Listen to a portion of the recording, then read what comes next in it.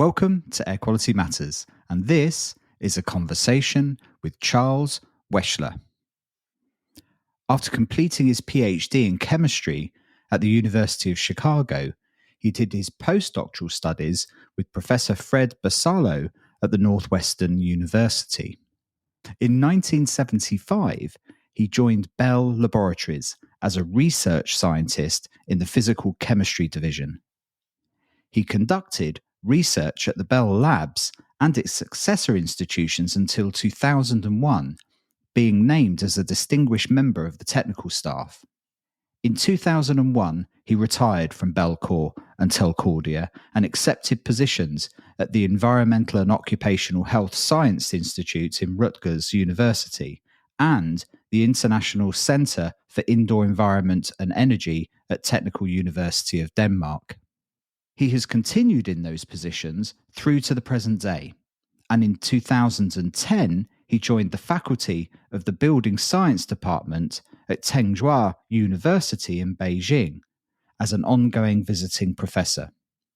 He is also an adjunct professor in the Rutgers School of Public Health and has served on National Academies of Science committees several times. He was elected to the International Academy of Indoor Air Sciences in 1999 and received the Pentenkoffer Award, its highest honour, in 2014, amongst many others. I'll link a full bio in the show notes. It's quite a read, I can tell you. And needless to say, if you go looking for information or papers on ozone, Charles, if not an author, will be cited somewhere, I can tell you. So it was an absolute pleasure and honour to spend time talking to Charles. He's an absolute gentleman and so generous with his time. Ozone is absolutely fascinating, never far from controversy and quite a naughty little pollutant by all accounts, and plays a fascinating role in our indoor environments. I think this is a really insightful episode and full of information, so strap in and get ready to Google some chemistry names and enjoy this one. Thanks for taking time out of your day to listen. As always, this is Air Quality Matters and a conversation with Charles Weschler. What actually is ozone? We hear it spoken about a lot. I don't think many of us, including myself, really understand it that well. And why does it cause so much trouble? Ozone is a molecule that consists of 3 oxygen atoms linked to one another. Let's contrast ozone with oxygen in the air, the oxygen we think of when we breathe that's involved in respiration. That oxygen in air, 21% of air, that's 2 oxygen molecules linked together. Ozone is 3 oxygen molecules linked together. Ozone is much less abundant in air than dioxygen. It's a more powerful oxidant than dioxygen, the oxygen that's important for our respiration. But ozone can only react in the gas phase rapidly with certain molecules. It's not like ozone reacts quickly with everything. There's a subset of chemicals that have carbon-carbon double bonds for those of your listeners who are chemists, and ozone reacts fast enough with those compounds to compete with typical air change rates in a building. But there's other compounds that don't have those carbon-carbon bonds, and ozone reacts with them relatively slowly. Crudely speaking, about 10% of the organic pollutants indoors react with ozone fast enough for that reaction to be significant. We can get back to that point. I want to say something about the hydroxyl radical, but we're not there yet. I want to say a little bit more about ozone itself. So outdoors, ozone is formed primarily by the action of the sun on a mix of organic compounds and nitrogen oxides in outdoor air. Ozone is created when the sun's shining during the day. The sun rises and the chemistry starts. The sun sets and the chemistry shuts down. Ozone is not created during the night. Ozone is created during the day. So sunshine, that photochemistry, is very important. So let's think about that a moment. That implies that ozone chemistry is more important in the summer, when the flux of this from the sun is more intense than in the winter. And that's certainly the case. And the higher the sun is during the day, the greater the flux, and the more ozone is generated. So typically outdoors, ozone peaks in the mid-afternoon. It's climbing during the morning. It's still climbing at noon. There's a bit of a lag. Maybe around 1, 2 in the afternoon it peaks. And then it starts to go down as the sun starts to go down. Now, if you're in an urban area and you have a lot of automobile emissions, a lot of motor vehicle traffic, during the night, that ozone will go almost to zero because nitric oxide in motor vehicle exhaust will titrate that ozone. If you're in a suburb or a rural area, the ozone probably will not go down to zero overnight. It will go down, but probably not to zero. Over the night, if you're living in a suburb, you might actually see your ozone go up and you're saying, what's going on? Well, probably you're downwind of a city that had higher ozone during the day than you did. And that air that's coming across you from the urban area at night, that's elevating your ozone. That's just a little background on outdoor ozone. But it's important to understand outdoor ozone if you want to understand indoor ozone, because in most situations, our indoor ozone comes from outdoors. Outdoor to indoor transport of ozone is very important. Is this something that generally causes us harm out in the ambient air? And the other question I had for you is it something that's created equally in all parts of the atmosphere? Because, for those of us that are old enough, we remember an emergency several decades ago about a hole appearing in the ozone layer. So I'm assuming there's a story to tell about where we find ozone and how much good or harm it does on balance generally in the ambient space. You're taking us into some very interesting areas, and I'll try not to spend too much time on them, but I can get carried away. In terms of ozone being a natural constituent of the atmosphere, yes, humans have probably always lived with ozone.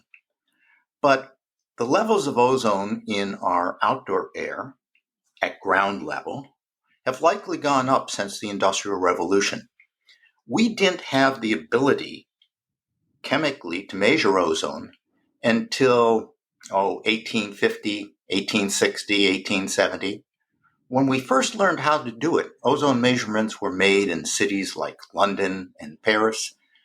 They were also made on certain mountains that was of interest because of change with elevation.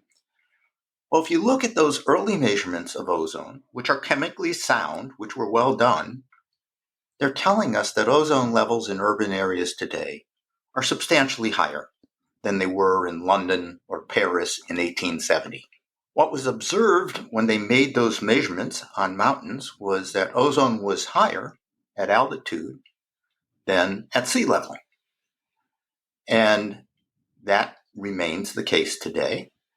If you're in an airplane at 10, 11,000 meters, the ozone concentrations outside the aircraft cabin can easily be larger than 500 ppb. Whereas at ground level, it's more likely to be around 50 ppb during the summer in a city like Paris or Atlanta or Washington, D.C. Then you alluded to the ozone hole. The ozone hole refers to ozone in the stratosphere. There's a little saw. How does it go? It's basically saying that ozone is good up high and bad down low.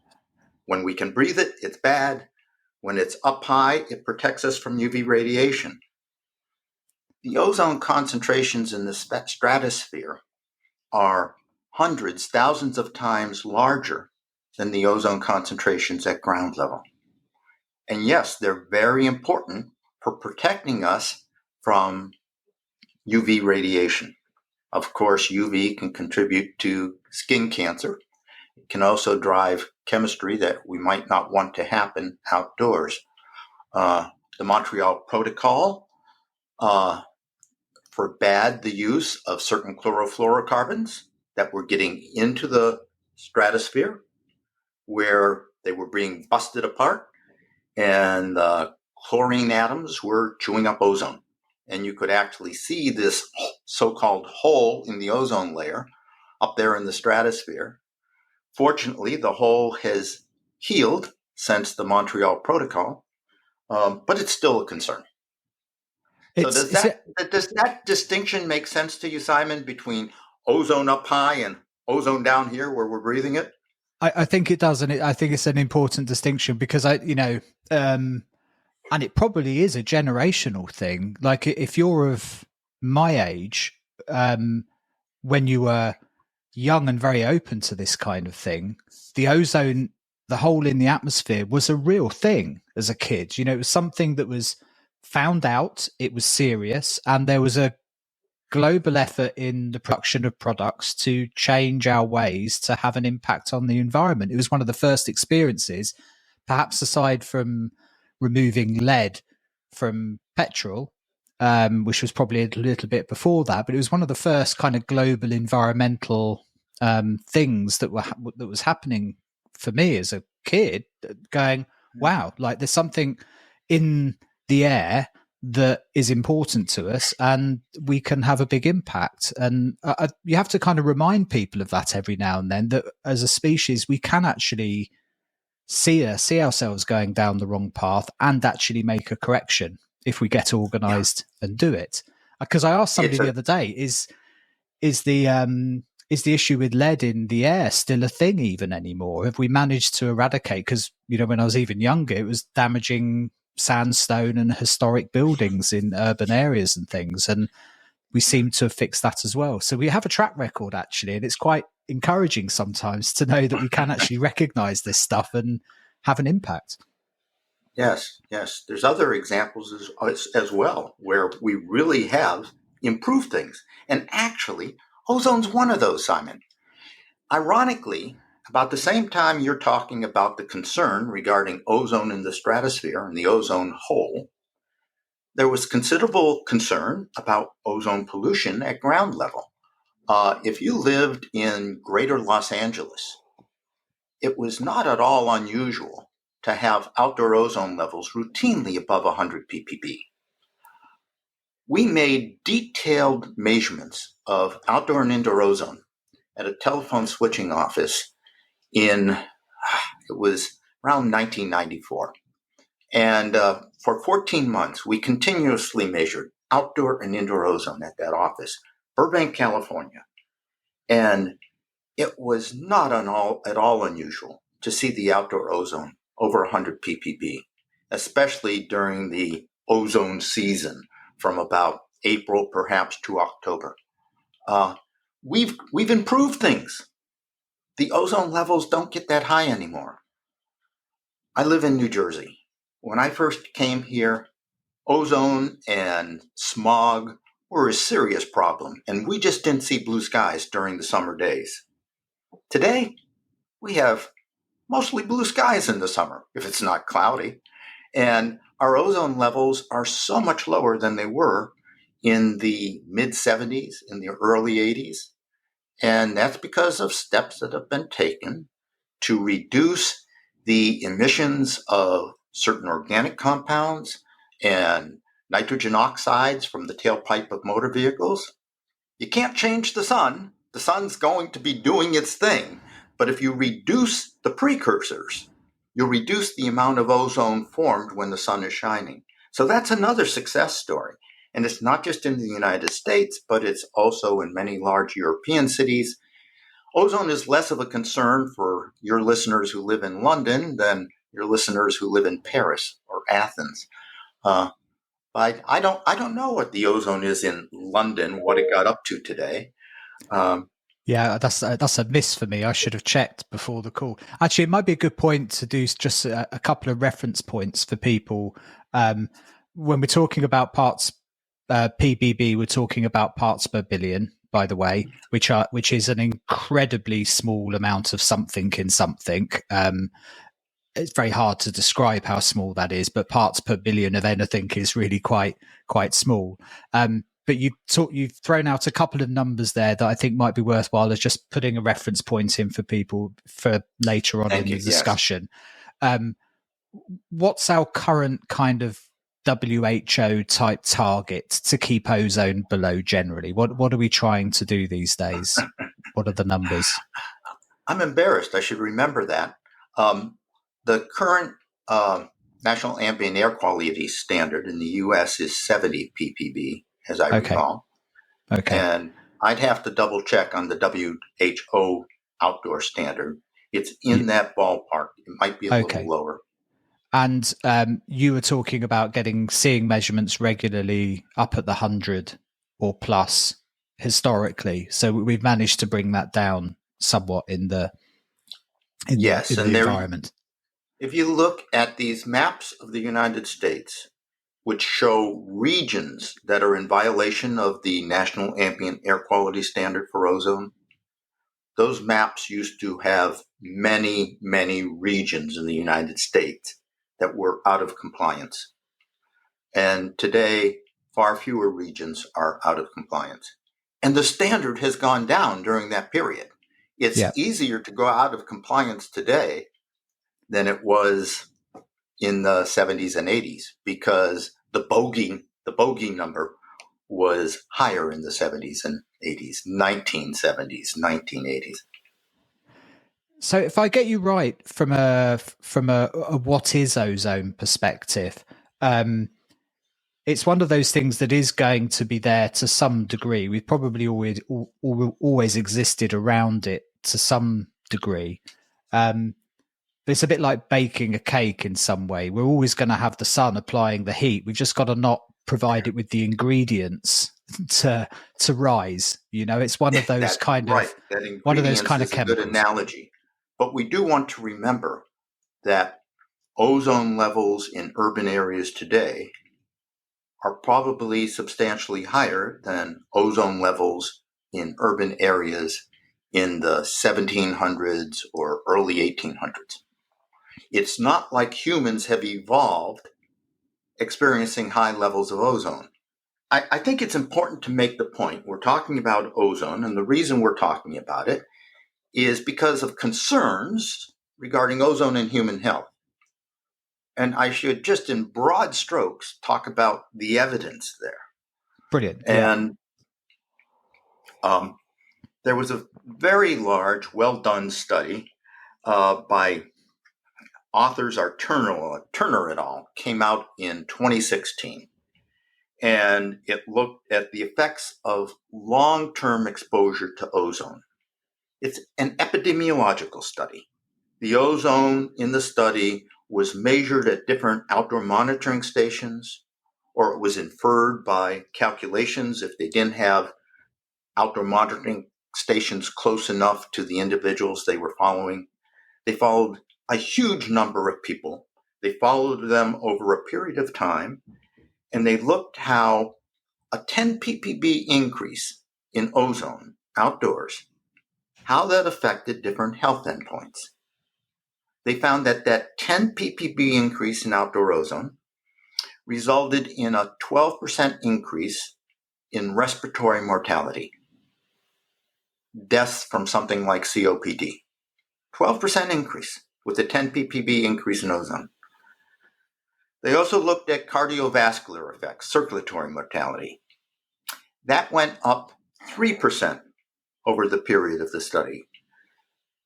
Ozone goes up 10 ppb, circulatory mortalities increase 3%.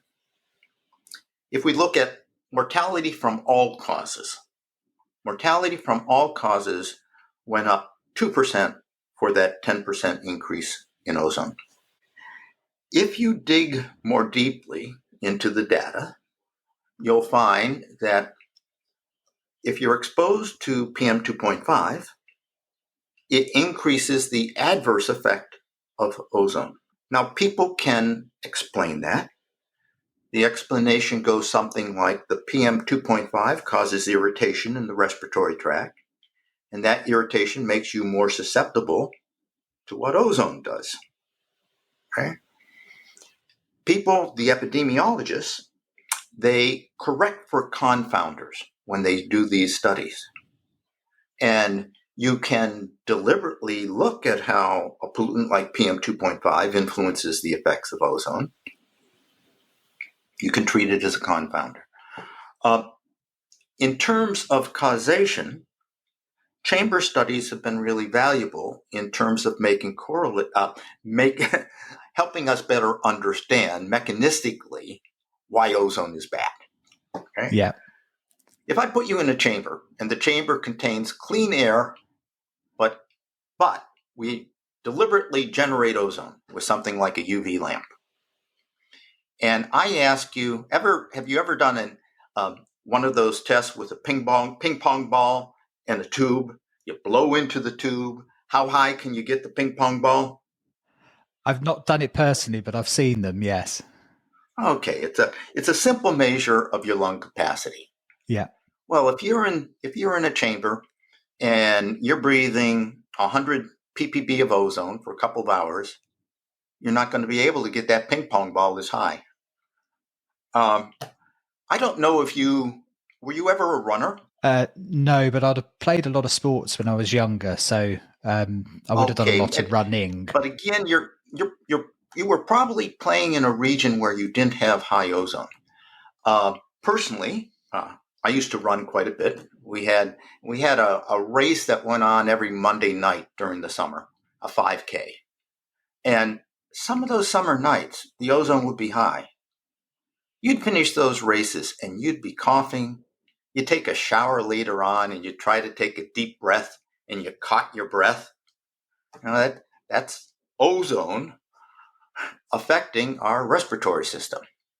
So I'm making this too long, but we do have mechanistic explanations for why ozone is bad. I think it answers a fundamental question though, Charles, and that is what is ozone and what does it do that we're concerned about? Because as somebody said on the podcast earlier last year, we're not concerned about the pollutants that don't cause us harm. So it clearly does something to us. So there's a physical reaction at a cellular level, at a physiological level to ozone. Is that correct? It's something that is harmful to us. Now, understand the causation issue much better for ozone and respiratory health than we do for ozone and cardiovascular health. As a matter of fact, the studies are somewhat conflicting there. There's studies that show ozone adversely affects cardiovascular health. There's other studies that have not observed that. A question is, what's going on there? I think the evidence is firming up that when outdoor ozone rises, there's more bad things happening in terms of individuals' cardiovascular health. But it might not be ozone per se that's doing it. And that's another topic that I'd like to talk about. And now's probably a good time to introduce it.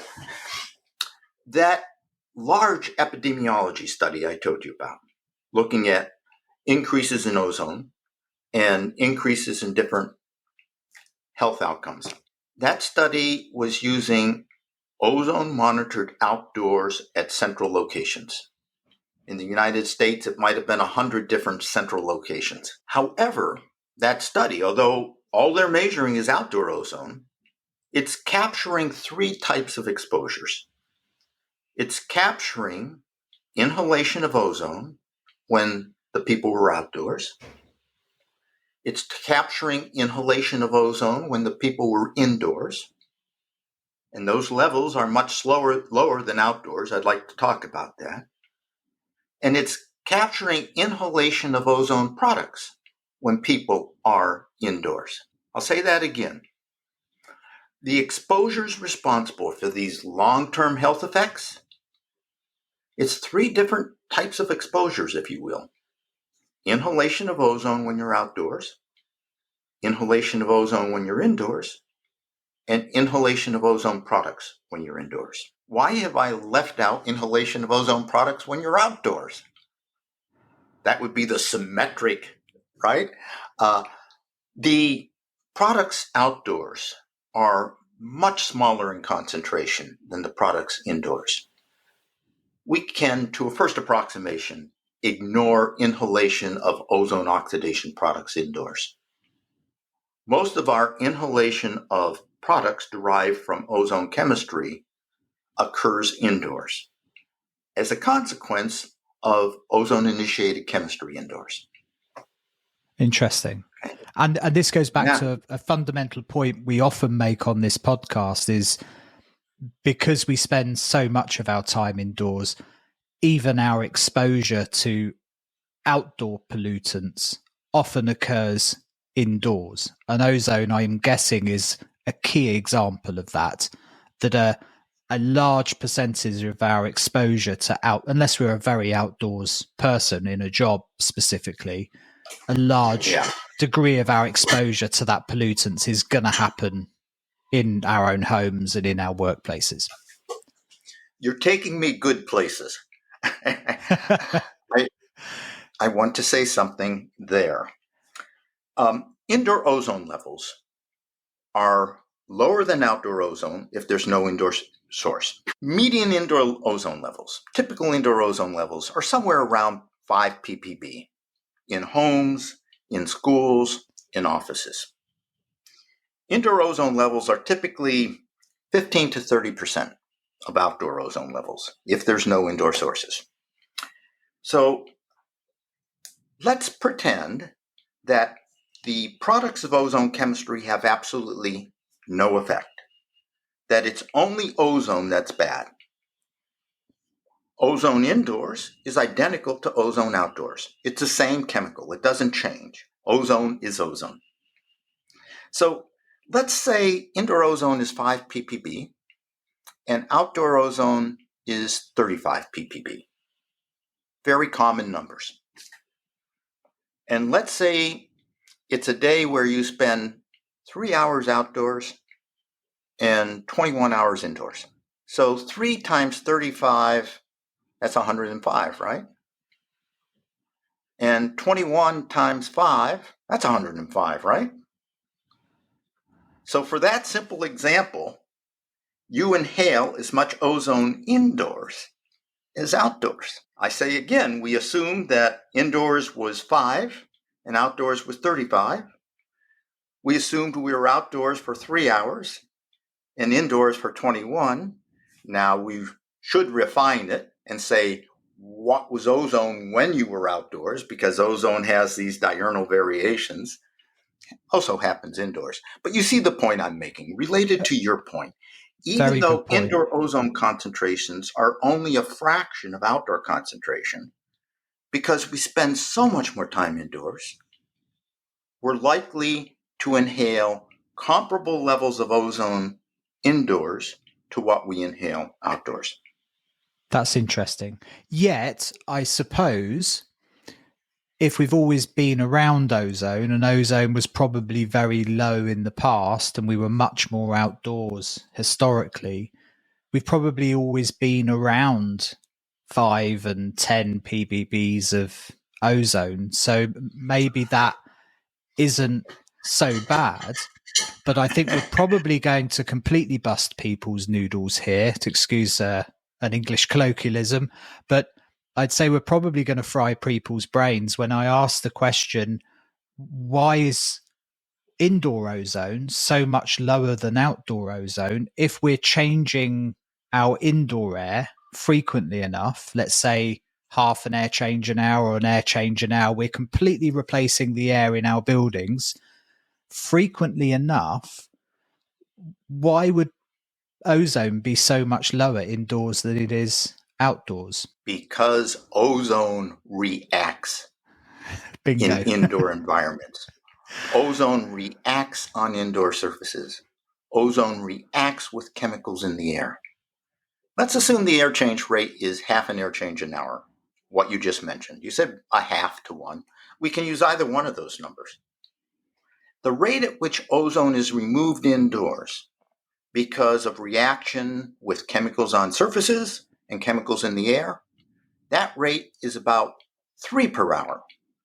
So if you simply compare the rate at which ozone is reacting to the air change rate, 3 per hour, compared to half per hour, that's a factor of 6 difference, right? You're making products, and I want to emphasize, you make stuff when ozone reacts with indoor surfaces. You make stuff when ozone reacts with something in the air. Okay? The rate at which you're making these products, it's easy for that to compete with an air change rate of half an air change an hour, or even an air change an hour. But you are right, Simon. As the air change rate goes up, you have less time for that chemistry to affect the indoor environment. For the gas phase chemistry, it's kind of fun to think about this. For gas phase chemistry, imagine we have ozone reacting with molecule A. If that reaction is too slow, they're swept off the stage before they can talk to one another. Okay? That reaction has to be fast enough to compete with whatever the air change rate is for a gas phase reaction. Okay? And there are certain gas phase reactions that are fast enough to compete with even high air change rates. But you definitely help yourself 2 ways with ventilation.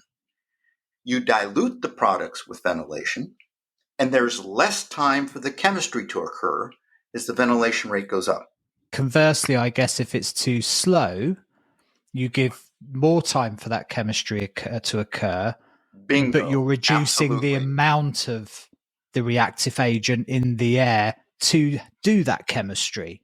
So I'm guessing, depending on the reactive products in a space, there's going to be a sweet spot between letting the ozone decrease and there's less chemistry taking place, and moving air more quickly and bringing more and more ozone in to react. So I'm guessing the higher the air change rates, the more faster reactive byproducts you'll have.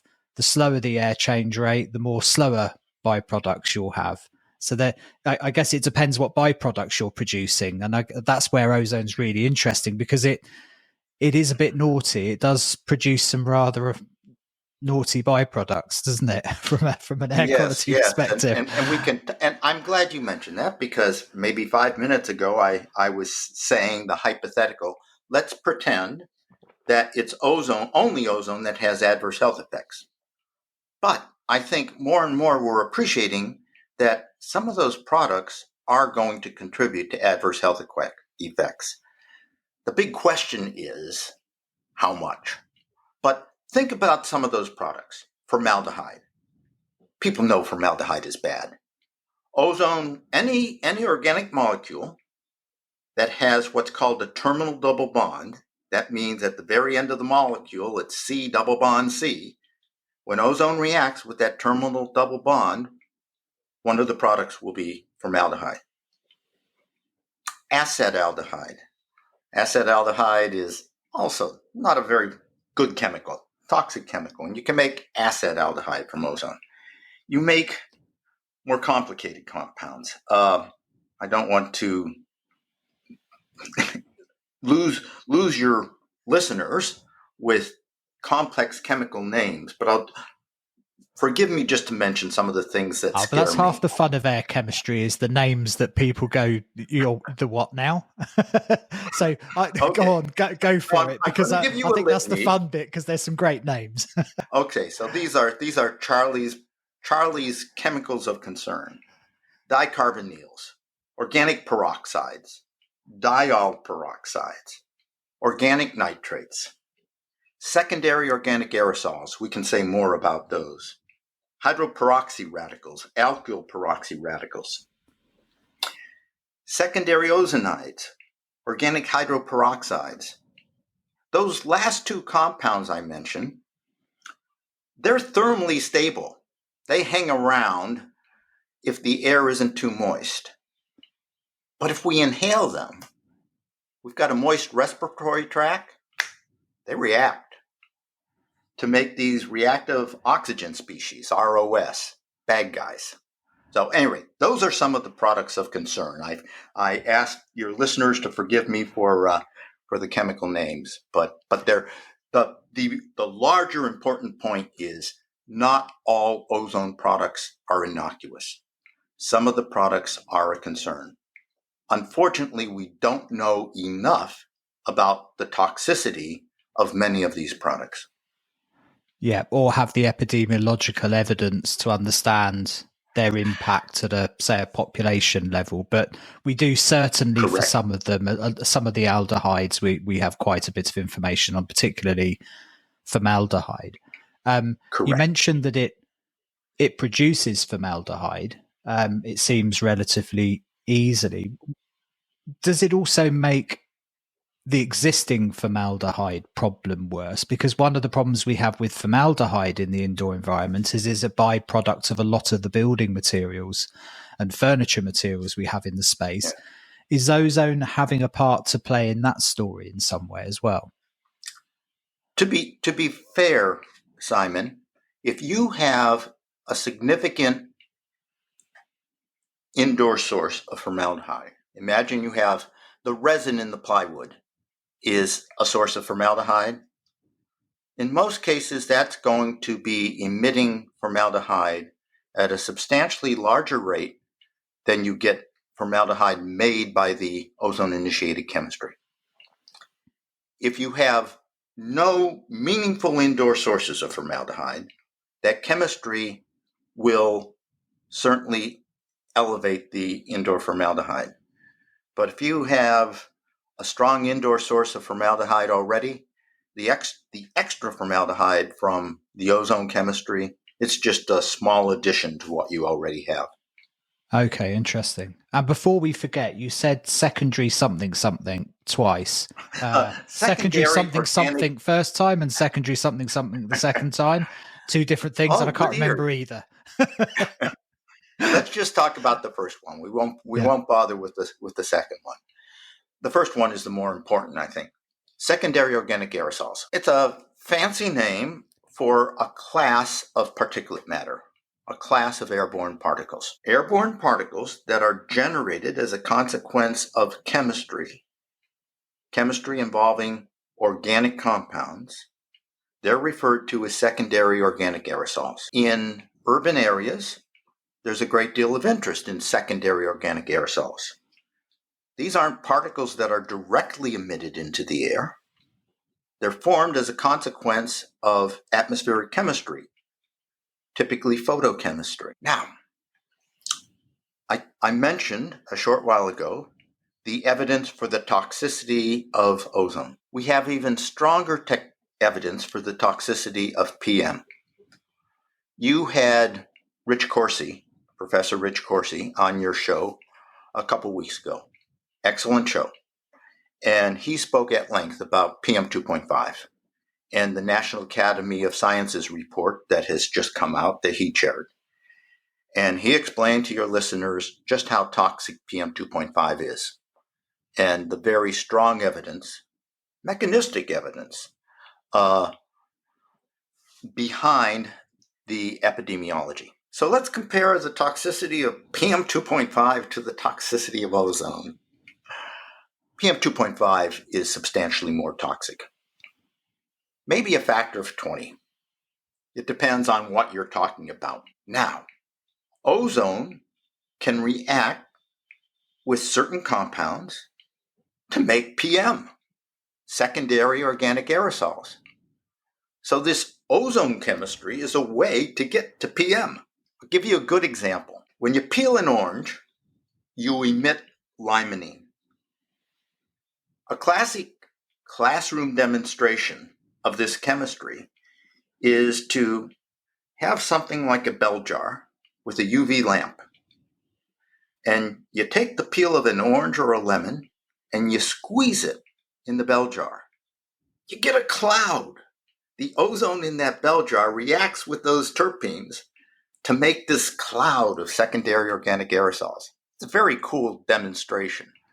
At any Brilliant. rate, yeah, those are secondary organic aerosols, and we are concerned that those secondary organic aerosols, when inhaled, have substantial health effects. It sounds phenomenally complicated to second guess what's going to happen with those. I mean, you understand the chemistry, but you may even understand, let's just say, for example, we don't have any internal sources of ozone, that we're just dealing with what we're bringing into the indoor environment. But it sounds like there's so much within the indoor environment, so many varied products that can react to ozone. It's very difficult to tell.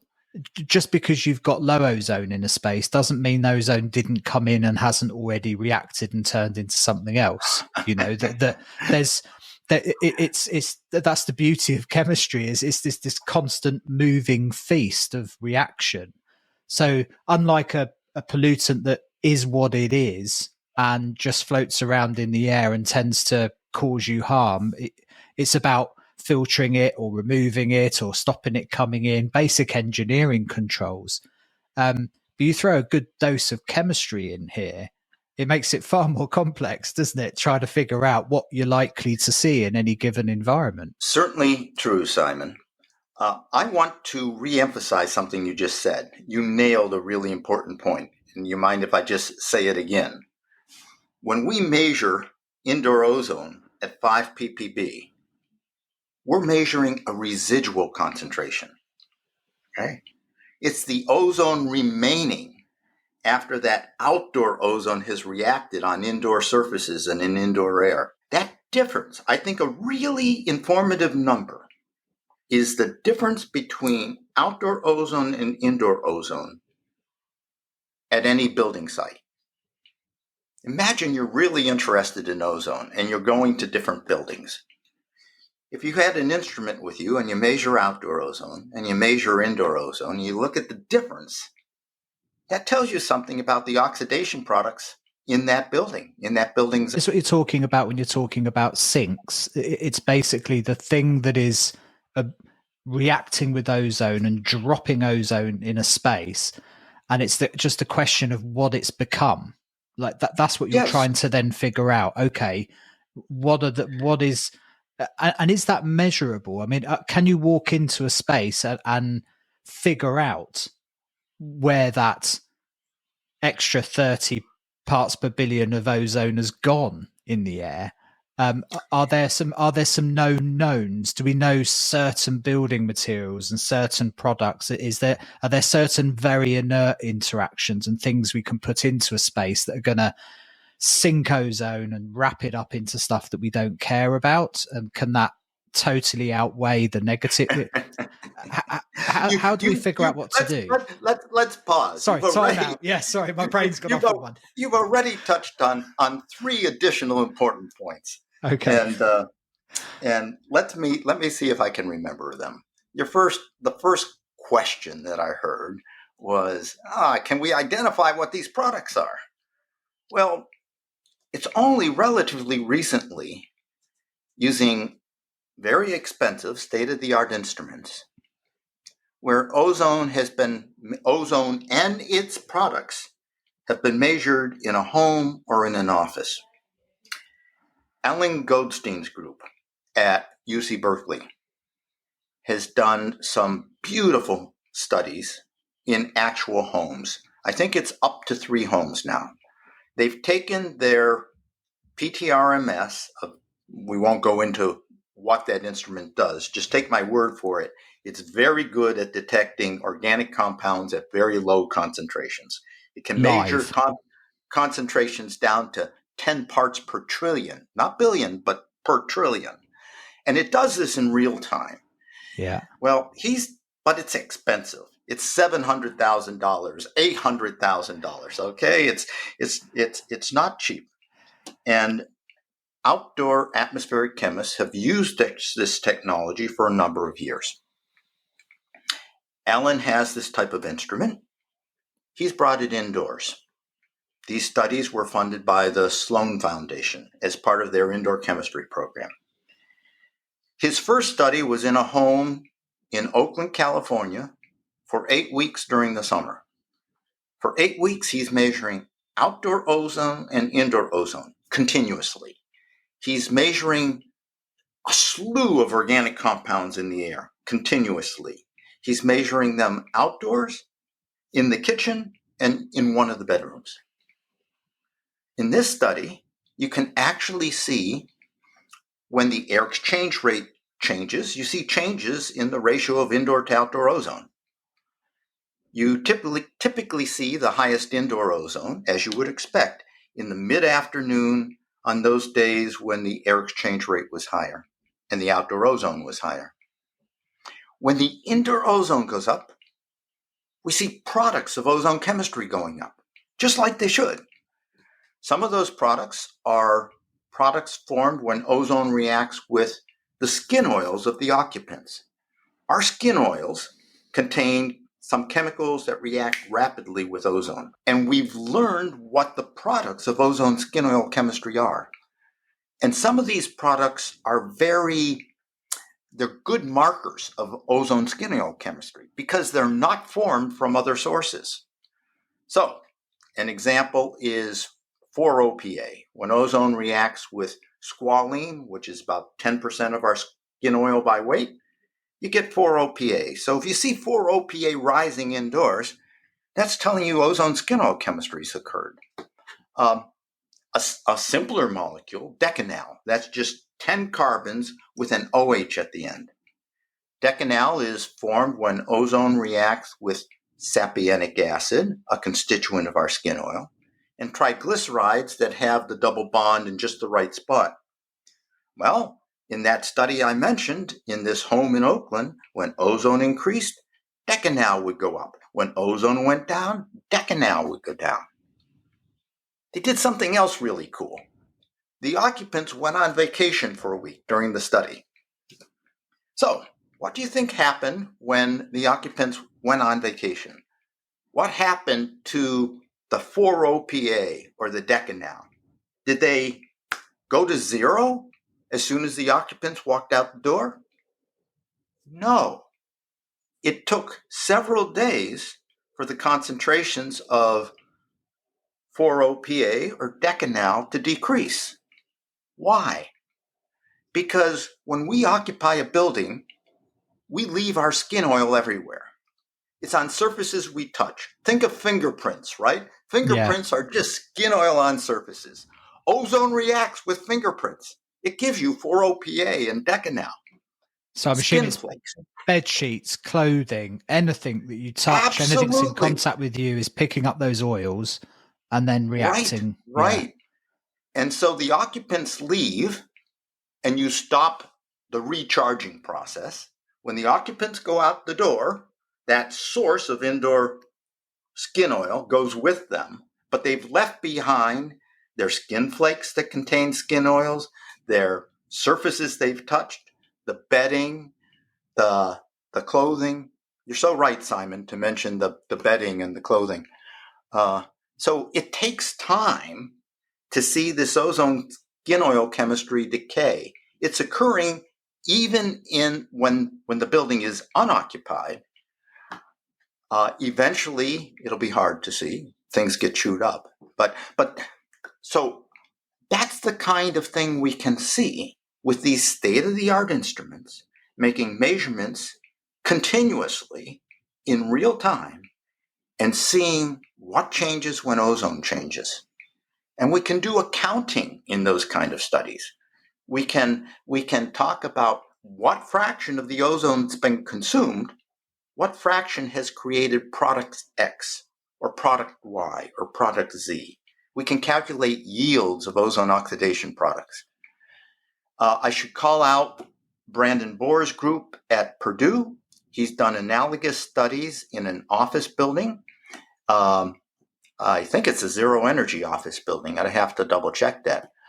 He has 2 papers out now, but it's the same idea. He's taken one of these very expensive instruments, he's put it in the office, he's operated for an extended period of time. In his case, I think it's about a month, and measured not just the organics, but outdoor and indoor ozone and air change rates and temperature and relative humidity, other relevant parameters. These studies, they're just so valuable in terms of testing our understanding. Would we have predicted what we wind up seeing? Are we seeing things that surprise us? How well does our understanding, how well does our modeling capture what we're seeing in these buildings? To my knowledge, these studies have not yet been conducted in schools. I think I'd love to see a study like this conducted. Now I take that back as I'm talking. Alan Goldstein's group did operate their PTRMS in a classroom at UC Berkeley. And the first author on that paper is Tang, T-A-N-G. And I think that was around 2016 or 2017. I'd love to see the risk assessment of I'm taking my 800,000 quid machine into a classroom of preschoolers and how you squared that one away with the bosses. Yeah, I'm not sure where Alan hid his machine for those studies. And to be fair, I should call out Paul Zeman's group, Jose Jimenez's group at UC Boulder, because they also made measurements in a classroom, a university classroom. So off the top of my head, I can think of 2 studies that have made measurements in university classrooms, one at Berkeley, one at UC Boulder, one from Goldstein's group, the other from the Zeman-Jimenez group. And then the studies in homes by Goldstein and the studies in offices by Brandon Bohr. But the very fact that talking to you now, I can name the studies that have been done, that is just a handful of studies. We need so many more of these studies. We've learned so much already from them, and there's a lot more to be learned from them. Now, I said that your question had 3 elements to it. I forget the other 2 elements. Do you remember them? Yeah, well, I suppose if I was to summarize the other 2 elements, it's to condense what we've just talked about, which is clearly there's some fascinating stuff going on when it comes to reactions in the indoor environment with ozone. But as a practitioner, the first question that I asked is, do we care? Are those reactions of interest to us or not? And of the ones that are of interest to us, what can we do about them? So it kind of goes to my question is, are we aware of certain sinks and reactions that are going on in typical indoor environments that we should be concerned about or be positive about and can either enhance or try and reduce? So are there building materials that we can introduce into buildings that have positive reactions with ozone that limits the amount of ozone that can react with stuff we don't want? Is there stuff that we do indoors that creates things that has negative interactions with ozone? Because ultimately, I imagine the chemistry of this stuff, there's content for days on, but ultimately it's what's causing us harm. How can we understand it and have an outcome, improve our outcomes with it? Take me back to the do we care question. But right now I want to answer the second part, the mitigation question. And you asked it initially in a way that suggested perhaps there's certain surfaces that would be good to have indoors. And indeed, that's the case. Let's go back to Professor Rich Corsi. Rich has, together with Glenn Morrison from University of North Carolina and colleagues, they've studied materials that react with ozone without generating bad stuff. So imagine you had a sheet, a bed sheet, that contained lots of activated carbon, and you just put that bed sheet on a wall. Ozone is going to, some of the ozone will strike that bed sheet. It'll be removed, but you won't get the bad stuff. There's a Japanese company. I forget the name of the company, but I remember the name of the product. The product is called Semia, Semia. And Semia is something like that hypothetical bedsheet I just described. I think I've heard of that. I've seen people hanging it in big open spaces, and you just allow the air to kind of waft through it, and it reacts. Exactly. Yeah. We did studies at a museum outside of Copenhagen. It's a museum in a suburb of Copenhagen. And they have these storerooms where they keep their cultural artifacts. And they're concerned about ozone in the storeroom because it's bad for the cultural artifacts. And they hung Semia on the walls of the storeroom. And it made a substantial difference in ozone levels in the storeroom.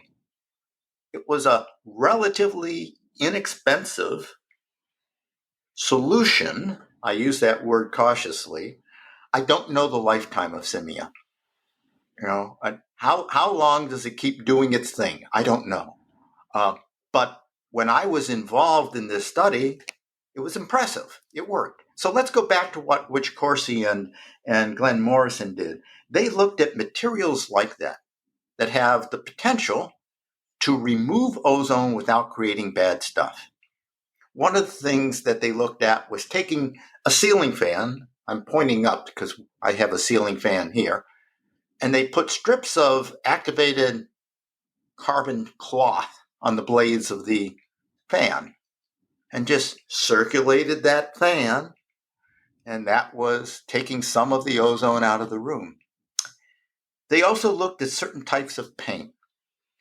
And they found that some clay-based paints were good at removing ozone without creating products.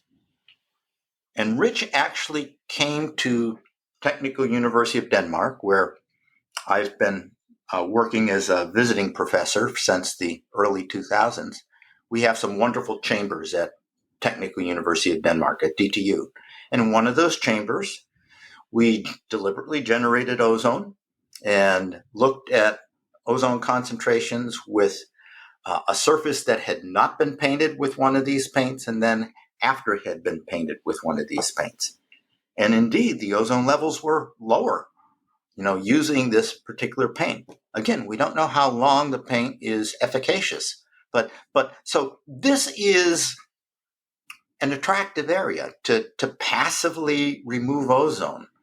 Now, it's nowhere near as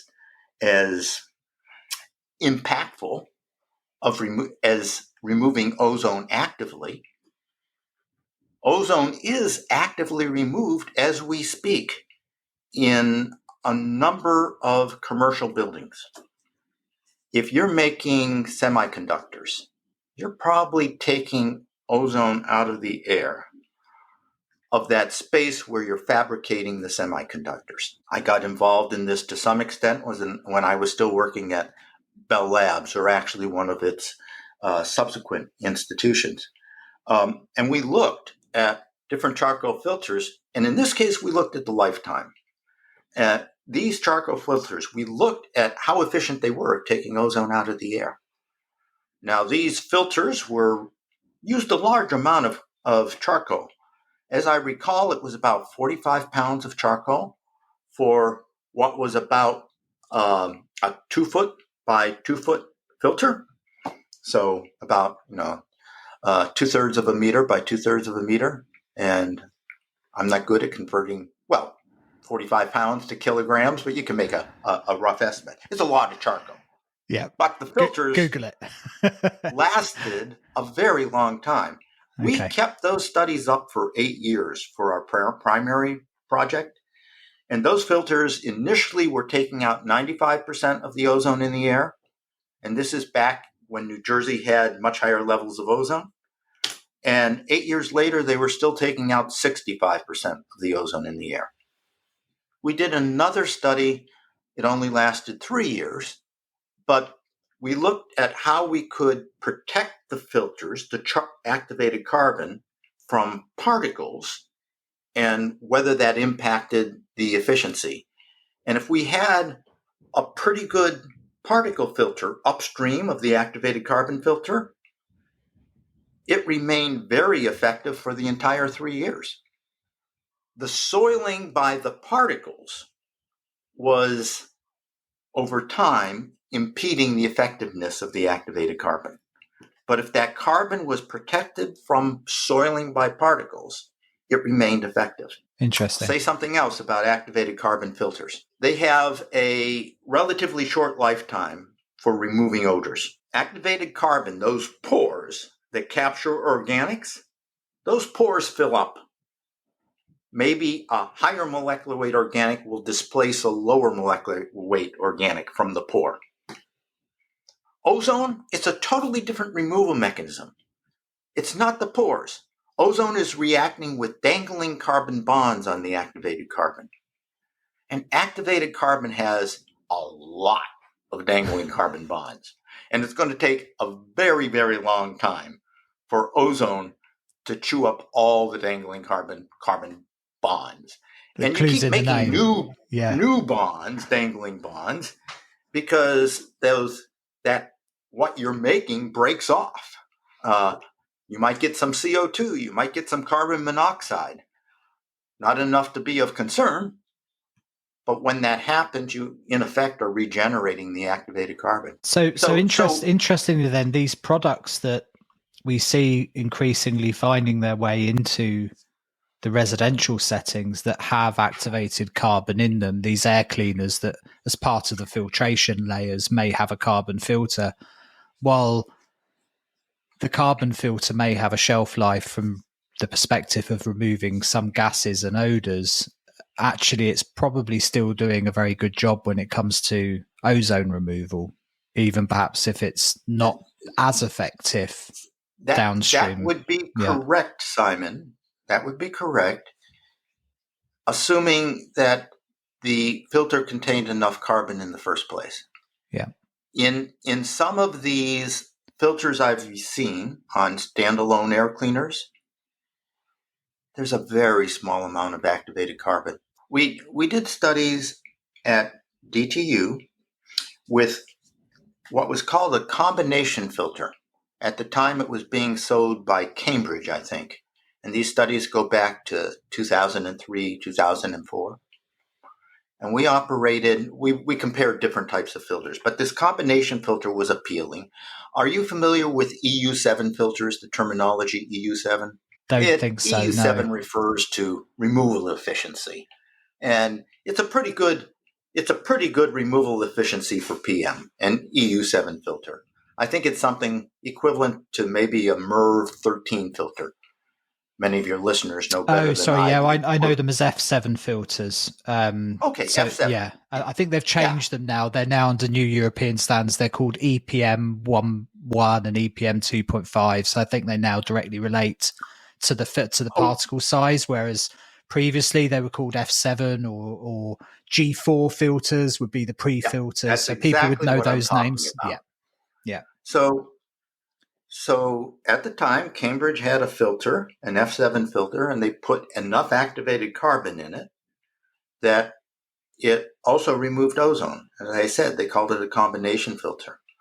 And when we evaluated it at DTU, it effectively removed ozone. And one of the benefits was, over time, the air downstream of that filter was not as obnoxious to a sensory panel as air coming through a standard F7 filter. You know how a standard F7 filter over time, it can affect air quality. Well, interesting. And we had these panels at DTU that were assessing the air quality downstream of the filters. And these filters. So I can imagine you had, if you want to build something like a Corsi-Rosenthal box, but if you could build it with this F7 filter that contained enough activated carbon, I think it'd be very interesting to see what kind of job it did on indoor ozone. Now, before I lose track of our conversation, what I was asking was, do we care? And what we've just discussed is the positive side of that equation, what products could we put in a space, or how could we build our indoor environments to have a positive impact on ozone?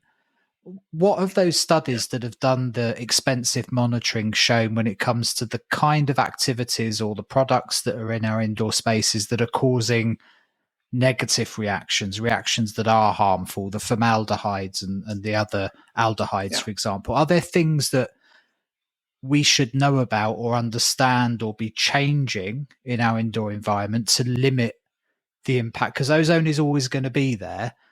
The question is so, are we creating the ingredients to bake the cake? What do we need to be concerned about? Those studies that I mentioned, to a large extent, confirmed our understanding of the ozone chemistry that occurs indoors.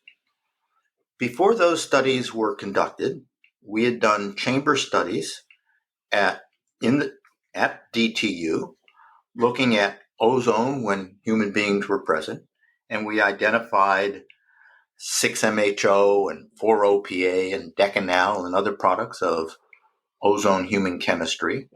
There was a large project at DTU called iCheer that focused on the emissions that result when humans are exposed to ozone. They had a 28 cubic meter chamber.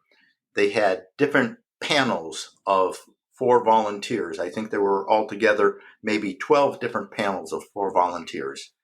And they exposed them to ozone whose steady state concentration when the occupants were in the chamber was 35 ppb. And they've published some very good papers showing the products that are observed. These are products primarily of ozone reacting with humans. And if you compare the results of those chamber studies to what was observed in these homes that were studied by Alan Goldstein, or the office studied by Brandon Bohr, or the classroom studied by Paul Zeman and Jimenez, things fit together nicely. Okay? We're seeing what we should be seeing based on the chamber studies. So now we're back to what we were talking about maybe 45 minutes ago. We don't have good toxicity data on many of these products that have been identified. I'll give you what I found in a way surprising. We first recognized that humans were an important part of the indoor ozone equation when we did studies at DTU in their simulated Boeing 767.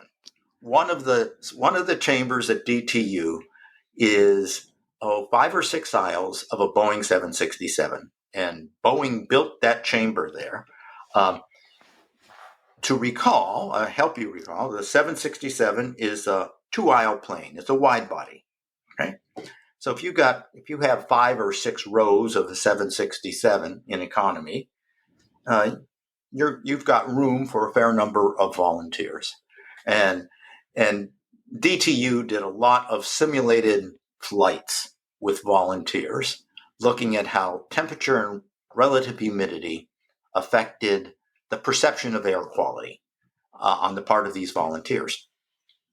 And at some point, we got permissions, ethical approval, to add ozone to those flights. And we did it just as you would. The ozone levels were typically lower than would actually be encountered in commercial flights if the aircraft wasn't deliberately taking ozone out of the ventilation air. And we were just struck by what we saw. That's the first time we really understood that ozone was reacting with our skin oils. When I had done studies before that, I had avoided occupied environments. Occupants were a nuisance, and I was being dumb. I didn't realize how important the occupants were to the chemistry. So we started these ozone aircraft experiments in 2004, and Armin Visthaler, who was at University of Innsbruck at the time, he's now in Norway and a full professor, Armin brought his state-of-the-art PTRMS from Innsbruck to DTU, and we set it up so we could make the measurements. And Armin's looking at the products, and he's saying, I know this. I know what I'm seeing. And he says, we're looking at products of ozone squalene chemistry. Armin had the knowledge of the literature to recognize that when he saw it. And we spent a lot of time looking at that. And it was one of those exciting periods. Armin would stay there till 3 a.m. working over the results. And we'd get ready for the experiments the next day. And Armin would have his pot of coffee next to him. And we'd start all over again with a new set of volunteers. And we'd change conditions and measure yields. That was 2004. We published the first paper on it in 2005. And actually, the paper with humans we published in 2007. We didn't get ethical approval until later. Initially, we didn't use humans. We used T-shirts that volunteers had slept in overnight. And we put those T-shirts over the back of the aircraft seat. And we exposed those to ozone. And that's where we first saw the ozone skin oil chemistry. These T-shirts had been slept in overnight. Okay, so I'm making this too long. We saw 4-OPA. And 4-OPA is a dicarbonyl. And 4-OPA sent, it made bells ring in my head, alarm bells. It's a dicarbonyl. And dicarbonyls are dangerous. And a classic example is diacetyl, which is used to give butter taste to microwave popcorn. And perhaps you've read about the workers who actually stirred those huge pots and put in the diacetyl. They had serious lung damage. Some of the lung damage was so bad that those workers required lung transplants. That's diacetyl. So 4-OPA, this chemical we were seeing, it's another dicarbonyl. And I asked a friend at NIOSH, do you know anything about the toxicity of 4-OPA? I tried to find something. I couldn't find anything. My friend at NIOSH, Ray Wells, he had much better sources. He couldn't find anything. He talked to a toxicologist there, Stacy Anderson. She couldn't find anything, but she thought the question was important enough that she wound up doing her own toxicity tests. She's published 3 papers now on the toxicity of 4-OPA. It is toxic. It's not as toxic as diacetyl, but if the concentrations get high enough, it will certainly cause problems. It'll cause irritation. Okay? Fortunately, in most indoor environments, the concentration doesn't get high enough.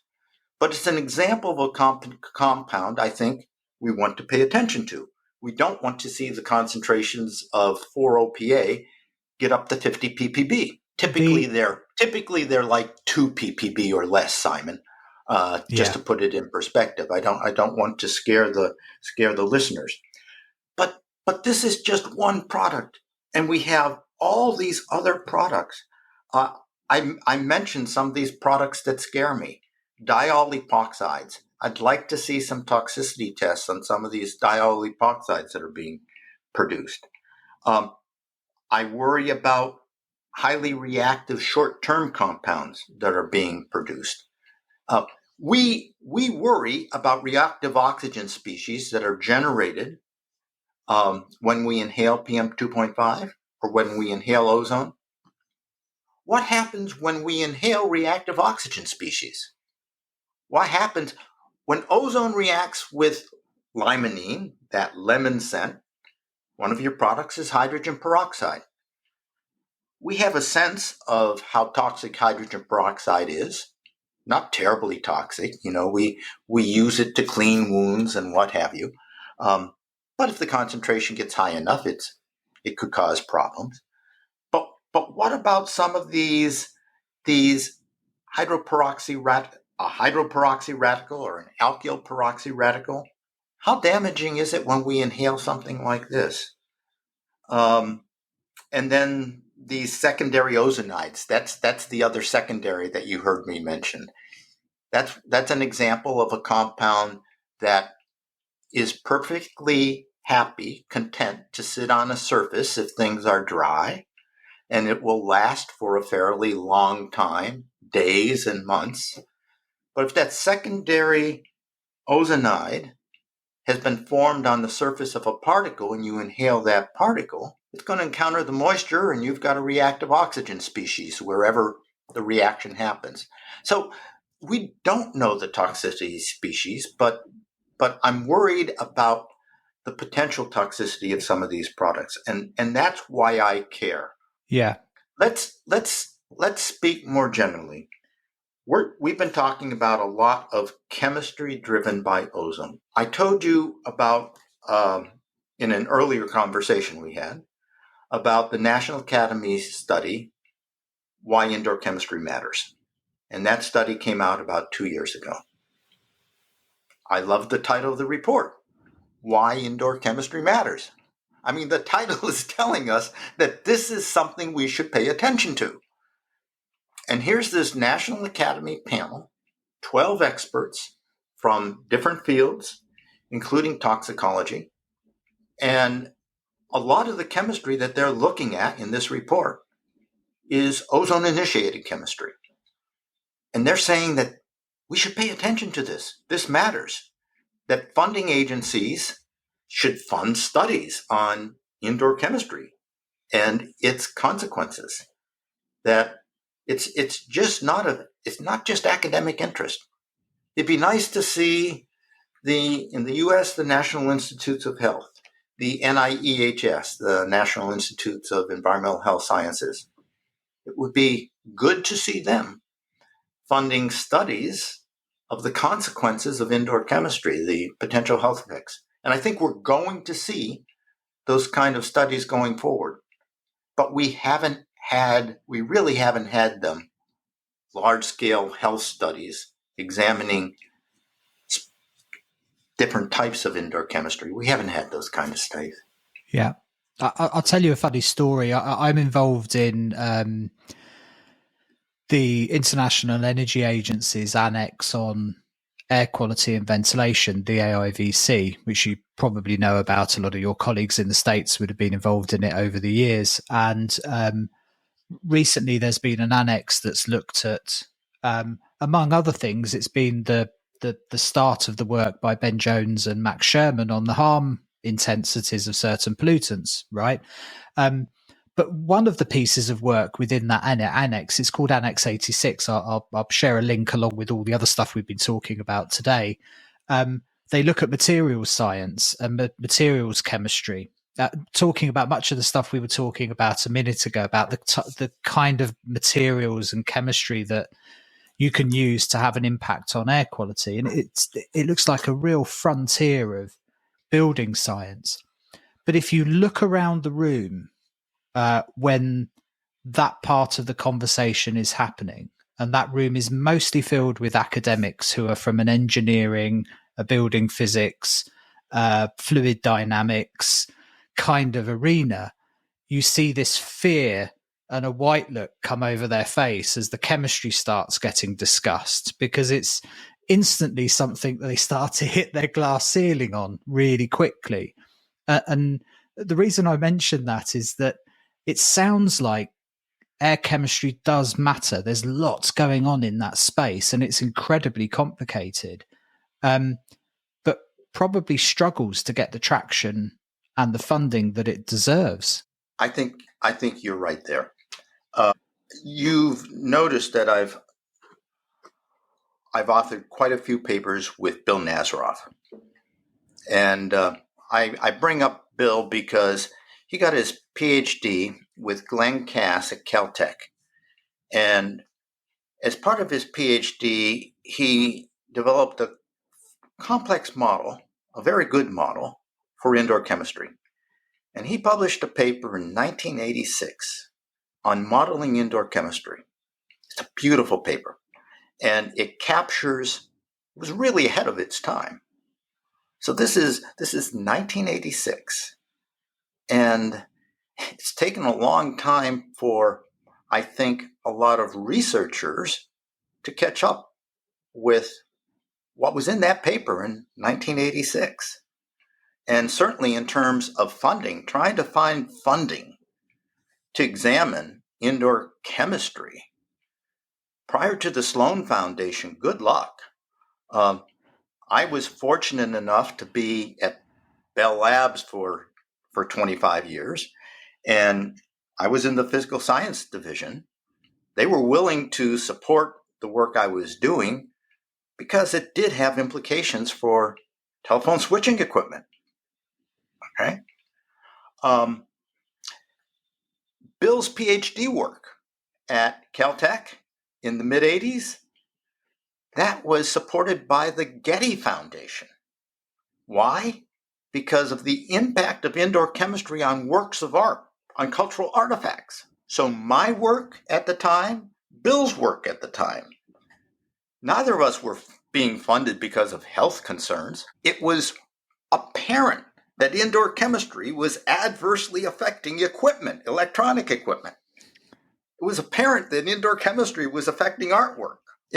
It's not a great leap to think that indoor chemistry affects us, but good luck in that period trying to get funding to study the health effects of indoor chemistry.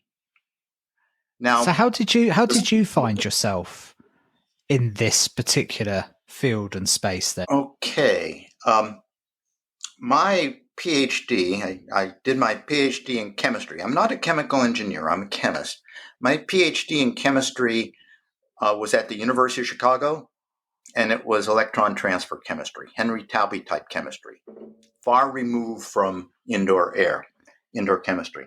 I did a postdoc at Northwestern with Fred Basolo, and we were looking at synthetic oxygen carriers, again, far removed from indoor chemistry. I got hired by Bell Labs in 1975. It was a dream place to work. You had enormous freedom in terms of what you wanted to pursue. I was, as I said, in the physical sciences area. I was in specifically a chemistry group. And at the time, there were these interesting observations that switching offices in New York City had failures that were different from switching offices in Los Angeles. Now, these are cookie cutter offices. It's the same type of office, okay? It's the same type of equipment. Why are we seeing one set of failures in LA and another set of failures in New York? And that was my introduction to indoor chemistry. Now, to be clear, I didn't do those studies myself. Those studies were conducted by my supervisor at the time, Charles Russell, and Harold Hermans, who was someone he worked with. But that was my first experience of indoor chemistry. I just found it compelling. I'd had a high school science teacher who got us interested in chemistry by telling us about the chemistry that occurred all around us, the chemistry that affected us. I've always been interested in the chemistry that affects me, and that work at Bell Labs, it caught my interest, and I said to Bud, I'd like to work in this area, and he said, go for it. And so it was in 1975 that I started doing indoor chemistry. So then what got me interested in ozone? We fast forward to, middle 80s, maybe 87, and there was a office in Atlanta, and they had neoprene insulated power cable. And this neoprene insulation was cracking at a high rate, and it was a safety concern. And they were replacing it much more frequently than they should have had to replace it, and that's expensive. And it sure looked like it was classic ozone rubber chemistry. But people said, nah, this is inside. We don't have that kind of ozone indoors. They were saying, it's negligible. Forget about indoor ozone. It's something else. Okay? Then they thought, maybe something's going on in the office that's making ozone. Well, we wound up making measurements. And we made outdoor measurements and indoor measurements. And the indoor ozone wasn't negligible. The indoor ozone was going up when outdoor ozone went up, going down when outdoor ozone went down. The office was ventilated at a high rate. It was an economizer system. And when the conditions were right, it was fairly high air exchange. I told you about these detailed measurements we did at a switching office in Burbank, and it was just striking.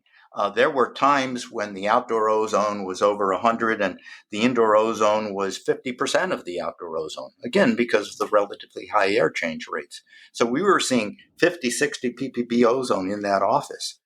And one thing led to another. You started to get interested in what happens when you have 50 or 60 ppb of ozone indoors. And so that's how I got interested in the first place, Simon. And still very interested in it by the sounds of it. I mean, it's because as you said, it's so complicated. It's a very rewarding area to look at because it keeps on giving, and the better we understand, in a way, the more interesting it becomes. Okay, well let's just play a game then of breaking this down then to as simpler terms as we possibly can within a built environment. It's something we understand how to manage risk in the built environment, and that is the hierarchies of control. So when it comes to ozone, we can't eliminate that risk. Ozone is always going to be present. We could perhaps, as you're saying, filter it out of the indoor space. We could create an ozone-free environment or as little ozone as possible. So is that a possible solution? When we look at the hierarchies of control, one way of removing the chemistry here is to remove the ozone from that space. Do you think that's a practical Absolutely. solution? I do think it is. You're familiar with ASHRAE? Yep. And ASHRAE funded a study by Rich Corsi and one of his Ph.D. students, Allred. And I forget, they published 2 papers came out of this study, but basically ASHRAE gave them money to look at the cost benefit of removing ozone from buildings. And one of the papers was published in Indoor Air. I'm sorry, I don't remember the date, but I think they looked at different climate zones in the United States and different scenarios. And for most of the climate zones and most of the scenarios, they found that it was cost effective to take ozone out of the ventilation air in these mechanically ventilated buildings. And that study was using the scenarios were built around what existed at the time they did this paper, the kind of filters that were available to take ozone out of air, and the kind of mechanical systems that were being used. And they accounted for the added pressure drop if you're using activated carbon filters in a system. And in some cases, you might not have a fan with enough power for that pressure drop. And you might have the additive expense of upgrading the fan. And maybe you don't have enough room in your air handling system to put in the new fan. So that's an additional expense you have to consider. Anyway, they did what I thought was a careful job and found that in most of these scenarios they examined, it was cost effective to take ozone out of the ventilation air. Now, I don't want to lose my train of thought here, but one thing that did pop into my head when you said that was, I wonder if there's something in the lessons we've learned with the Corsi-Rosenthal box that it's less about single pass efficiency and about just passing it past something that's activated many times in a space. So maybe the pressure drops and the efficiencies of the HVAC systems aren't so important. It's about maybe something simpler with activated carbon in it that you just get the air across enough that ozone is going to be attracted to and be pulled out of the air, getting it down low enough that there's not a lot of chemistry being created, that you don't necessarily have to have an unbelievable active carbon filter doing absolutely everything, that you just need to get the air in the space past something that's going to capture ozone. What extent recirculation was playing a role in their calculated results? I'm assuming that they did have buildings with recirculated air, and perhaps, I just don't remember whether they looked at both recirculation and single pass. But certainly, what you're saying is true. If you do have recirculation, that does improve the effective efficiency, right, of the charcoal filter. Now, I'm probably having the health and safety people shouting down the screen at me that that's not elimination, that's engineering control. So we're probably skipping ahead a little bit. One of the challenges with the air chemistry that we're talking about is that it seems from what you've been saying that a significant part of the air chemistry that's going on is the human generated air chemistry from the skin oils and things. Now, we can't eliminate humans from the space. We build buildings for people. So that's a factor in this equation that's difficult for us to have an impact on, I'm guessing. You keep taking me places. I'm glad you're taking me. I'm sorry I didn't get here earlier. I get so excited about the ozone human chemistry that I forget about the other types of chemistry that's occurring. The humans are very important because in any occupied environment, as you just said, we've got humans. So humans they add generality to this discussion. But we can do so much by trying to reduce the use of certain chemicals indoors, ozone reactive chemicals. So I'll give you an example. You've heard me mention limonene several times. So limonene is this terpene that has, depending on whether you're talking about a mix of isomers or just one isomer or the other isomer, smells something like fruit or lemons. So when you get that fruity scent or that lemon scent, that's limonene. And limonene and ozone react very fast, and you get secondary organic aerosols from that reaction, and you get formaldehyde from that reaction, and you get other compounds that are oxidized and exist both in the air and on surfaces and attached to particles and attached to dust.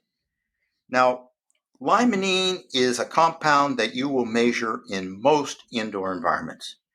We use it so many different ways.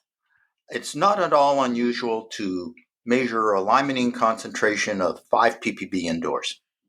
And it's everything from the scented air fresheners to different cleaning products that are scented to scented laundry detergents or dishwashing detergents. Limonene is just used in a lot of places. And limonene is cheap, which is one of the reasons it's used as a scenting agent so much. Not all scents react with ozone the way limonene reacts with ozone. There's other terpenes that have pleasant scents, but they react with ozone slower. Or the products that are formed are not of as much concern as are the products of ozone limonene chemistry. So if I'm making air fresheners, imagine I'm making plug-in air fresheners. Well, I can deflect criticism that might come my way because of ozone chemistry if I use a terpene or a terpene alcohol that reacts with ozone slowly and makes products that are not of great concern. So you can actually formulate a product by design. Which then leads me to ask the question, could you then start to develop labeling where you would have an ozone reaction score for certain products so that you could engineer, that idea. You know, I like that idea very much. You certainly could. We know enough to do it. Now, politically, could you do it? I don't know. Yeah. Good luck. Yeah. but we know enough to do it. We could do that. Yeah. No, that's interesting because that you're really talking then about the whole elimination substitution debate, which is often based around source control. It's about, are we creating the products and the environments that generate that harm in the first place? And is there activities that we can do that would minimize that? Something I made a note of earlier, we've been talking a lot about the reaction of skin oils. Are there cooking oils and other oil type things in the built environment that are having similar reactions? Because you've got the potential to generate far more of those, particularly in frying. And we know there's a lot of conversation around particulate matter, particularly ultrafine particulate matter, and the vaporization of fat oils and chemistry from food and products. Is that chemistry going on as well with ozone that we should be aware of? Absolutely. Yeah. And there's a bit of an irony here. We're encouraged by nutritionists to use unsaturated cooking oils. And when they say unsaturated, they mean in terms of carbon-carbon bonds. They want carbon-carbon double bonds in the cooking oil. So you think of olive oil. And olive oil is rich in carbon-carbon double bonds. If you think of something like an oil that doesn't smoke when you cook, something like a corn oil, a highly saturated oil, very few double bonds, okay? So let's compare olive oil with a lot of double bonds and corn oil with very few double bonds. Well, olive oil might be better for our heart than corn oil, but in terms of indoor chemistry, olive oil is worse than corn oil. Great. Ozone loves olive oil. Ozone gobbles up olive oil, making all sorts of products. And you don't. So the question is, does that reaction cause products that we're concerned about, or is it just reactive and it's producing stuff? Like, is there? Because I guess there's that in that question as well, is it? Are we concerned about the interaction with cooking activities in the same way that we might be concerned with skin oils, for example? Yeah. Glenn Morrison from University of North Carolina did a series of studies where he had a flow reactor with an open side. He could put it on different indoor surfaces, and he could pass ozone through that flow reactor. One end, an open face of that flow reactor was on a surface. So you might put that flow reactor on a carpet or on a wall or on linoleum flooring. Okay. So when he put that flow reactor on kitchen counters and passed ozone through the flow reactor, he saw all sorts of aldehydes. So presumably, he was seeing exactly what you're talking about. He was seeing these unsaturated cooking oils accumulating on the surface of the kitchen counter. And then when he passed ozone over that surface, he made lots of aldehydes. And we know the major aldehyde he saw was nonenal. And nonenal is an irritating aldehyde. When indoor concentrations of nonenal get high enough, people complain about mucous membrane irritation and eye irritation. So you're absolutely right, Simon. These cooking oils can be an important source of ozone reactive compounds. Okay. So we then move on to my favorite subject, which is the engineering controls, because I'm more an engineer than a chemist. I'm neither of either, I should say, but I'm more an engineer than a chemist. I can tell you that. But engineering controls, nonetheless, I often talk about the fact that it's quite simple in that, particularly with ventilation, there's only a few levers we can pull. One of them is the background rate of ventilation in a property. So the amount of air renewal, the amount of pollutants we generally remove by diluting it with outdoor air. And we've discussed that a little bit, that there's a balance probably between high flow rates and more ozone coming in and lower flow rates and not removing pollutants. We also have local exhaust ventilation. So our ability to remove pollutants like showering, which I'm guessing is also going to produce products that with soaps and chemicals and, scents and things like that, but also cooking. All of these things we can engineer out of the building rapidly by design. So there's lots of things we can do physically to remove some of the agents that would react with ozone, I think it's fair to say. So if we could do that well, we would limit the potential for that chemistry to occur. Yes. Yeah. Let me mention a point there, Simon. It is much better, if it's feasible, to take ozone out of indoor air before any chemistry has occurred. So I'll give you a concrete example of contrasting situations here. If I'm talking about an office building in the United States with a central air handling unit, if you put the right kind of activated charcoal filter in that air handling unit, you can take ozone out of the ventilation air before it ever enters the space, before any chemistry has occurred. I've done a lot of work in China since 2010, and they tend to use a lot of split units in China. Central air handling units are much less common in China. So with a split unit, you're cooling air, if you will, or heating air in individual spaces, right? You've got your heat pump outside, and you're doing your thing indoors, but you're really not doing anything with that split unit in terms of filtration. In China, if you want to remove pollutants, you use standalone air cleaners. And standalone air cleaners have become more and more popular in China, amplified by the pandemic and the ability of those cleaners to remove pathogens.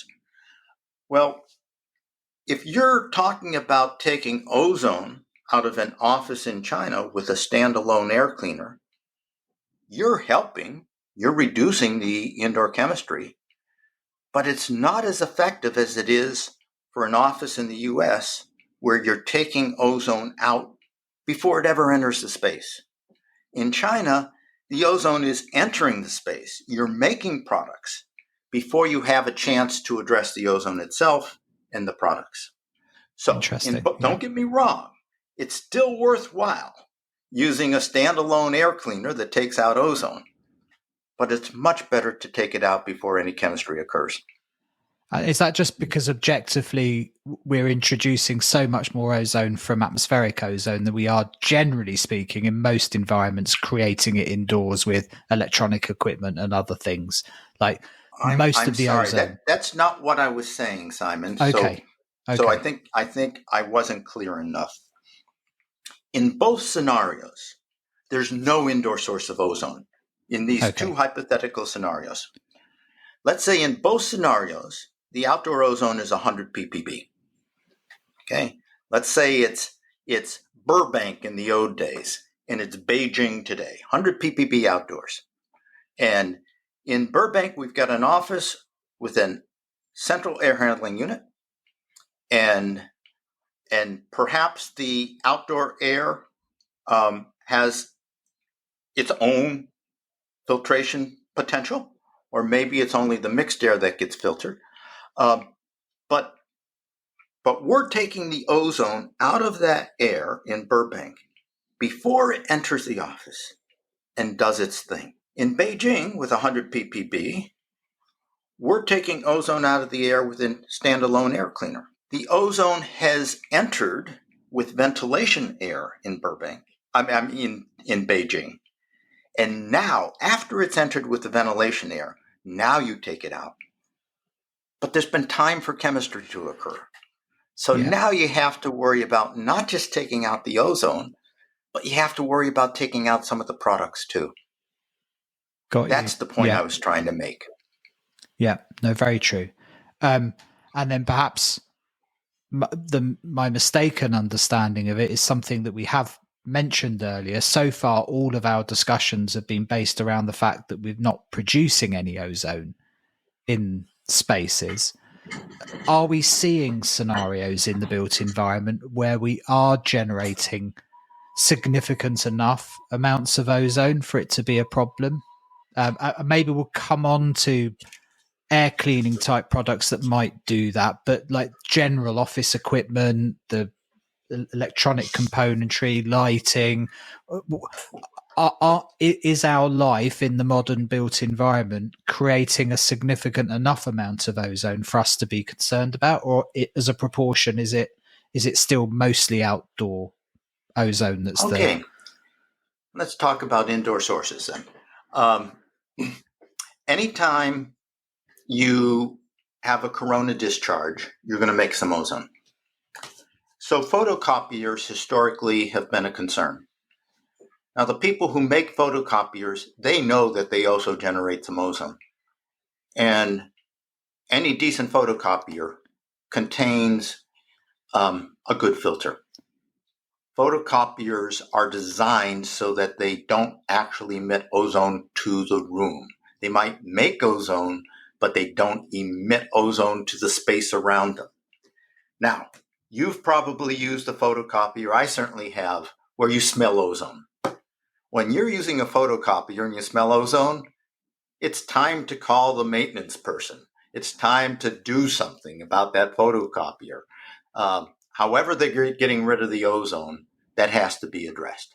So although photocopiers can be a source of ozone, it's a malfunctioning photocopier that's a source of ozone.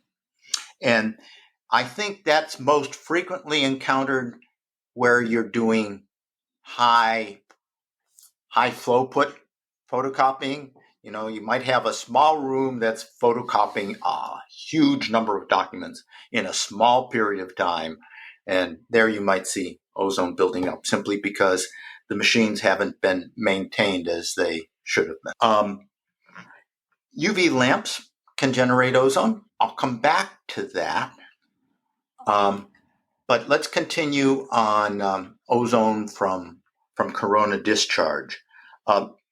There are people who sell ozone generators and claim all sorts of benefits from indoor ozone. Unfortunately, normally elevating indoor ozone is not a good idea. And during the pandemic, we saw more of these devices being sold. It takes a very high concentration of ozone to kill a virus, something like the coronavirus. And when you get to the levels that are necessary to kill the coronavirus, you're at levels that you do not want to inhale. The chamber studies tell us those levels are bad for human beings. So let's go back to the UV issue. Currently, there's a lot of interest in something called far UV for killing pathogens. And it's an area that's still under investigation. And it's taking advantage of special lights that emit UV at 222 nanometers. And these are, krypton chloride lamps, lasers. At any rate, the emission is at 222 nanometers. And at this wavelength, it appears that it doesn't harm the skin and it doesn't harm the eyes. It will kill pathogens, but it produces some ozone. Now, I can see a lot of situations where you're willing to accept a little bit of ozone if you can kill the pathogen. Now we're in a really interesting situation in terms of how do you limit the ozone chemistry? If you want to use far UV to control the risk of being exposed to the coronavirus, to kill the coronavirus, well, if you're in that setting, you really want to pay attention to ozone reactive compounds. There's a situation, I think, where you can avoid and be explicit about it. Avoid the use of products that emit terpenes or terpene alcohols, and make sure you're ventilating at a high rate, because that high ventilation rate is going to reduce the concentration of the products from the chemistry, and it's going to mean less time for the gas phase chemistry. So I think when we're talking about the use of UV to control pathogens, it's certainly a risk-benefit situation, and you have to consider both. But I can see situations where you're willing to risk the exposures to ozone and the products of ozone because of the benefits. of controlling virus. But let's keep that chemistry as small as possible. And we have ways we can do that. You got to love that risk conversation, because it's why I'm so fascinated by risk, because it's so nuanced and it's always in balance, and people's tolerance of risk are different. People's susceptibility to certain pollutants are going to be different. There's so much at play. So notwithstanding bipolar ionization, plasma, UV, far UV, there's all of this technology that clearly there are pros and cons to all of it. It's found itself in a world of incredibly complex air chemistry. And my concern is that I don't think we're mature enough in the science and the standards and regulation to have that nuanced conversation yet. That there's a lot of development of product and sales of systems where a grown-up conversation has to happen about risk, but that's not happening. That there's either fear mongering, or there's sales pitches, or there's academic rigor. It's two opposite ends of the spectrum in the conversation, and it hasn't reached a nuanced point in the middle. And I know you're going to Scotland in a couple of weeks to have those kind of conversations about far UV and risk and all sorts of stuff. So it's happening, but we've seen great turmoil in the market with massive influx of air cleaners and products, all that potentially generate ozone, all with lots of claims that they don't produce ozone. But are we measuring the byproducts that they've created when they're not creating, he quotes unquotes, ozone in the air? It's complex, man. And I'm just not sure we're ready yet. That's my worry, is that I don't think we're quite in that position to have that balanced conversation about it yet. We're getting there.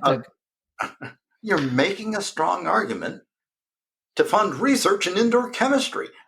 Yeah, aren't I just? Yeah. And this issue of devices that add things to the air, devices that themselves use chemistry or increase the chemistry that occurs indoors. We need to be very careful about using such devices. And you're right, too many of these devices have found their way onto the market with insufficient testing. And we, the people who buy them, we're the test subjects for these products. That's not how we would like to see it. And I think there's more to be done in Europe and in the United States. I'm not so sure about China right now in terms of regulating devices before they're evaluating devices before they're actually out there to be used by people. In Europe, you have REACH, and a new chemical has to be evaluated for toxicity before it can be used in a commercial product in Europe. And REACH has been very effective, and it's really reduced some horror stories regarding new chemicals that occurred in the past. In the United States, we have the new TSCA, TSCA. Unfortunately, its implementation has been slow. But if it's implemented as intended, new chemicals will have to be evaluated for safety before they can actually be used in products. And I'd like to see something similar when it comes to so-called air cleaners that can be sold. Where do you think the opportunities are then for research, Charles, when you look at what next for air chemistry and ozone in particular? Where does this go next? The instruments have made huge advances. I should say, there have been these amazing improvements in our ability to detect indoor chemicals. And I think those improvements are going to continue. I think there's opportunities for instruments that are even more sensitive than the instruments today. And I'd like to think that these instruments will become less expensive. Right now, only a handful of people can afford these instruments. It would make a huge difference if an instrument that today is $700,000 US dollars were available for 50,000 US dollars. And I can envision a point in the future where that's the case. And when these very powerful instruments become less expensive, we're going to see them used in more and more studies of indoor environments. So that's a real opportunity.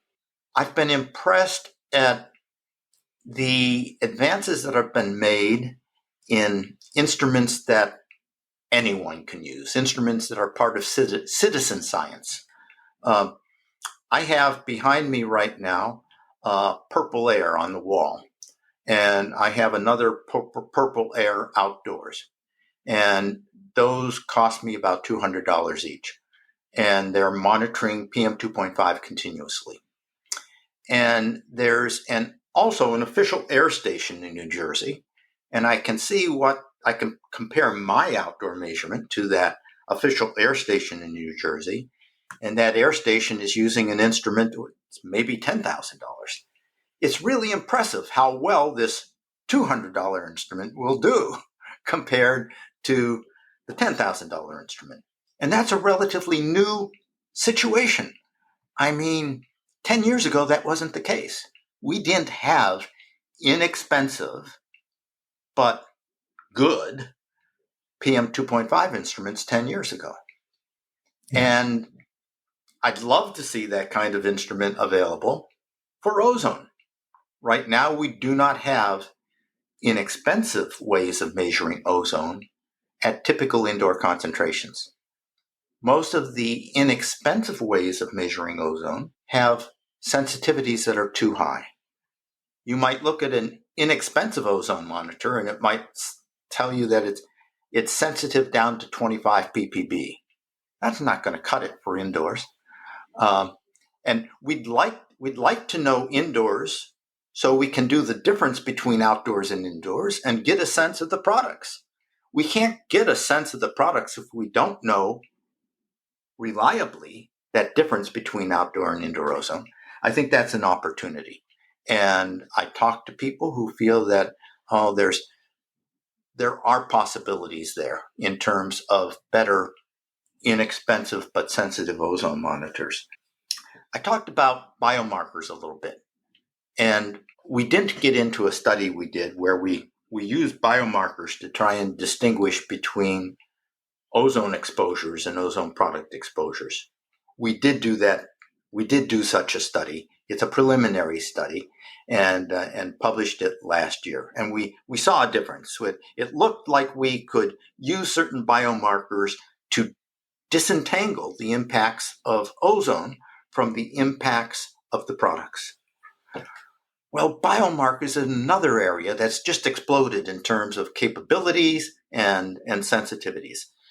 So there's more biomarkers for urine samples, more biomarkers for blood samples. I think there's opportunities here. And to the extent that we can develop biomarkers that say something about exposure to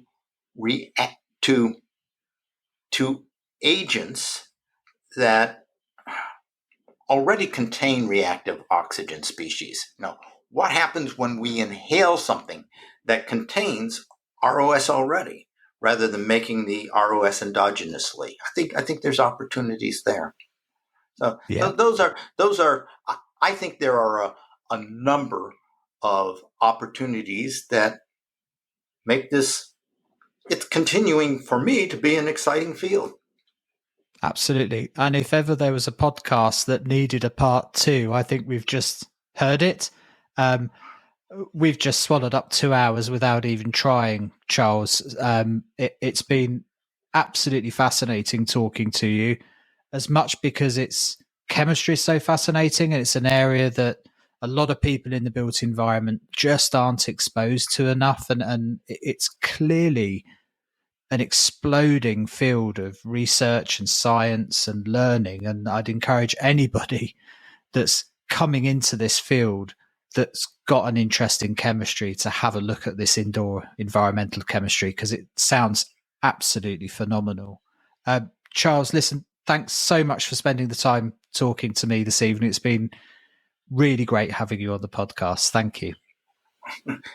Thank you, Simon, for your interest, and thank you, whoever winds up listening to this. Thanks a million.